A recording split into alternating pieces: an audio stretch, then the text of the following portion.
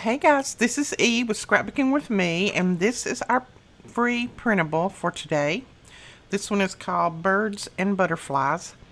Some of these are paintings from way back when, and then some of them are actual photos. I love this cardinal right here. I think he's so pretty. And again, if you want to make these smaller, you can have them print 2 to a page, or 3 to a page, 4 to a page, whatever your printer will do. And then you can fussy cut these out if you want. These would make beautiful tags or journal spots. But that is your free printable for today. Now remember, the only thing that we ask is that you be a subscriber to our channel. So you can click the link below and subscribe, and then you have access to all of our free printables.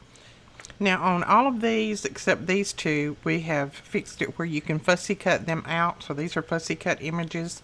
These two you can do as tags or pockets or journaling spots, different things like that. And so we just kind of took the background away from these so that you could fussy cut those out if you wanted to and use them on your images. And we kind of shrunk some of these up a little bit smaller because I'm always needing little small butterflies. So hopefully that will help a little bit.